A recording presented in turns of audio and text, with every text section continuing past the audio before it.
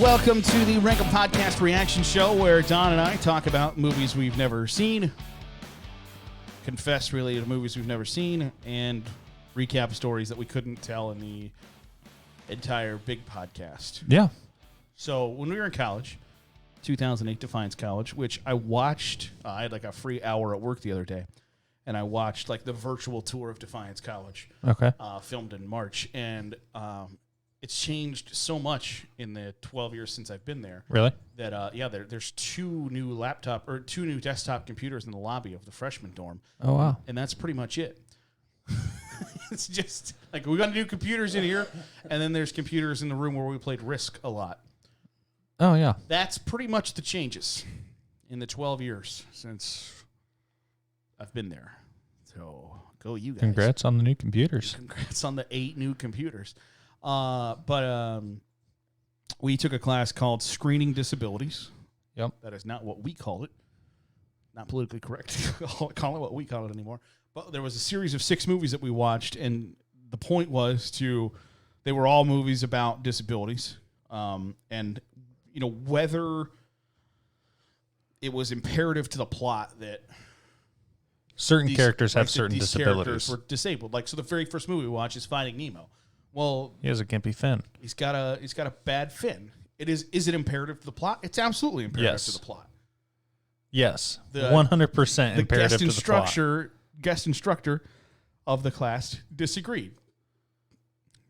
Right. So this class, there was one guy who ran the class, and then there was a handful of other professors at the college who would come in and say, and would like guest teach that week's class, because it was only like a one night a week class. Right. And they would come in and they'd be like, today we're watching Finding Nemo. Today we're watching One Flew Over the Cuckoo's Nest. Clockwork Orange. And there were 6 movies, and I can't remember what's the one from like 1995?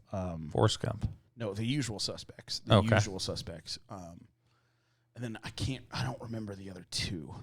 The Shining maybe was one of them. But it was just like, hey, could this movie happen if Nemo doesn't have a gimpy fin? Yeah, if you completely rewrote the first third of the movie, sure. And then like the second act, yeah. Because no, not really. Like no, at the end of the day, no. No, because he had to prove that he was strong enough to swim through. Right, his dad is a control freak and overbearing and protective because of Nemo's gimpy fin. Nymphodora's fin.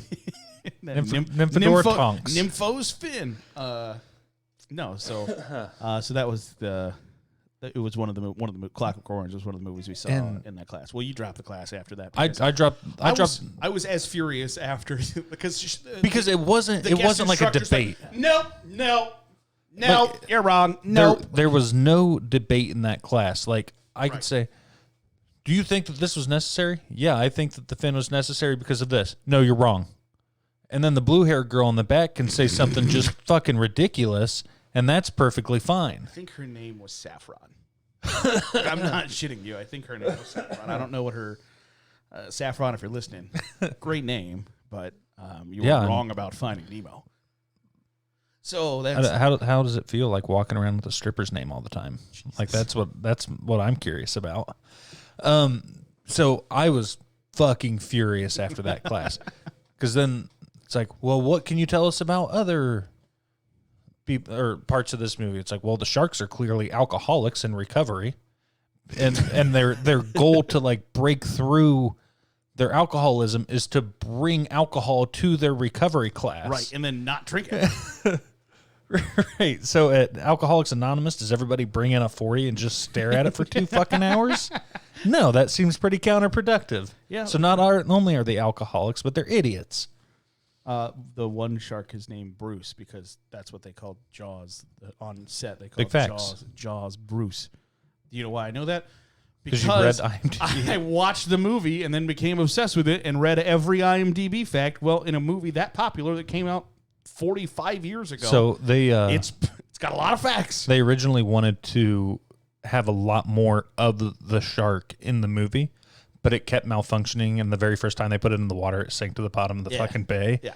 And so then Steven Spielberg was like, well, I guess we'll just include him in very necessary shots and shoot 85% of the movie from sea level. Yeah. So that when you're watching the movie, you feel like you're floating in the water and there could be a shark anywhere. I think it's scarier the less you see the shark. Yes.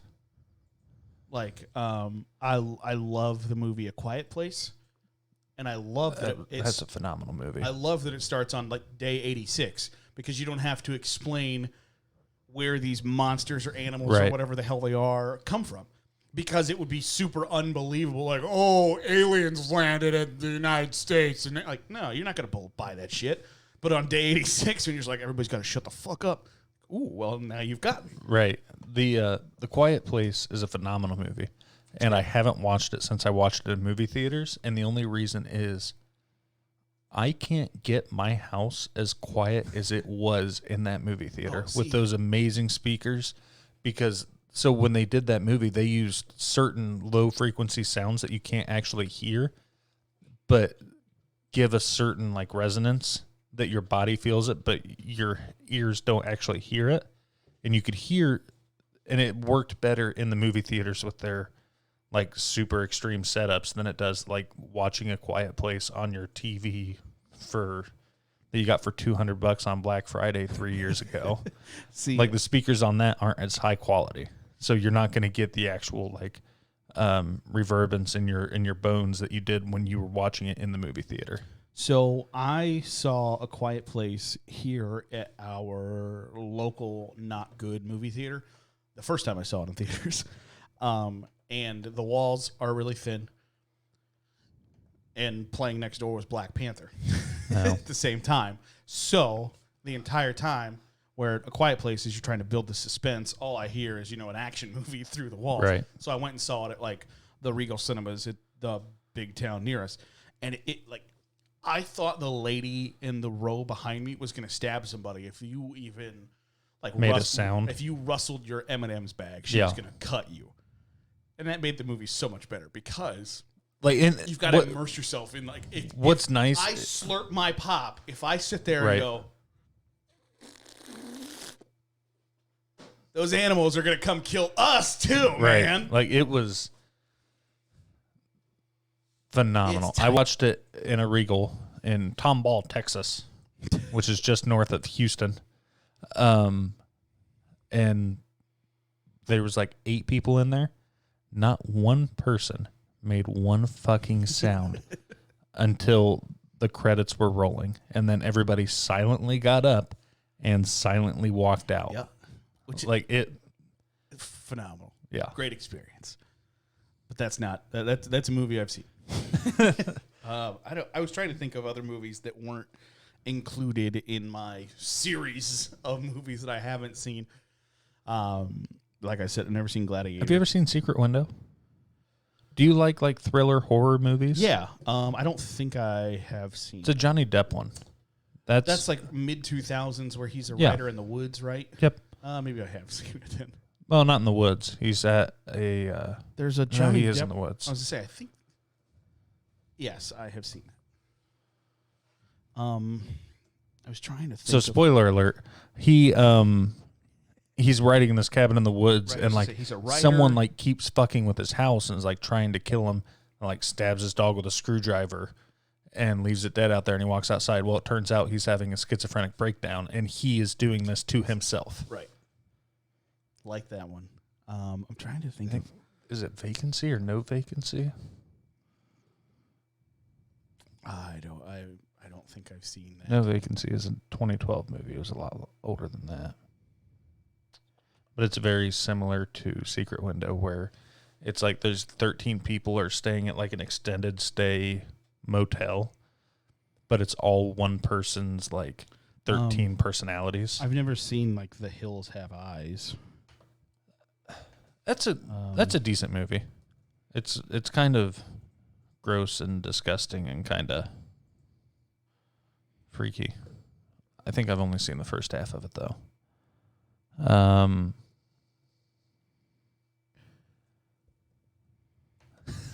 Trying to... Where's the IMDb Top 100? I was just going to go down through the, okay, here are the best The best of the best that I've never So seen. here's top 100 movies bucket list: Shawshank, Godfather, Dark Knight, 12 Angry Men, Schindler's List, Good, the Bad, and the Ugly. I've never seen. Oh, that's good. Fight Club is good. I've never seen Fight Club. Fight Club is good. Edward Norton and Brad Pitt. It's phenomenal. I've never seen the Matrix movies either. Matrix 1 and 2 are good. Matrix 3 is fine, but it's a letdown. They go steadily downhill after that. I haven't seen Parasite. It won Best Picture last year. I haven't either. I would like to see it. I haven't seen it. One Flew Over the Cuckoo's Nest. I haven't seen any of the Terminators. I've never seen Goodfellas. Goodfellas. Wait, no, yes I have. Who's in that? Ray Liotta. Does Ray Liotta betray him? Yeah. And then the one guy, Joe Pesci, comes in and like kills them all at the poker table. Why are you laughing? Someone kills him. I think that happens. Bobby De Niro's in that. Goodfellas is good. I have seen Goodfellas. Goodfellas is like probably top 10 movie I love. Spirited Away. Is that a cartoon? 2001? Yeah, it's a cartoon. I haven't seen that. Looks like an anime. Interstellar, I've never seen. Interstellar's good. Like Interstellar. I've never seen America History X. You would love American History X. I've seen the last hour and a half of The Pianist. I have not seen. Where is Interstellar here? There was a. I've never seen Psycho. I don't think I've hardly seen any Alfred Hitchcock movies. Like, I've never seen The Birds. Psycho's good. Psycho is the first movie to ever show a woman in just her bra. And that's Nice. 1960. I don't think I've ever seen The Departed. I have not seen The Departed. I'll flat out tell you I haven't seen it. I might know how The Departed ends, though. So I have Leo and Matt Damon. I know how it ends. So they got a lot of stuff to watch. Yeah. Like I said, never seen Casablanca.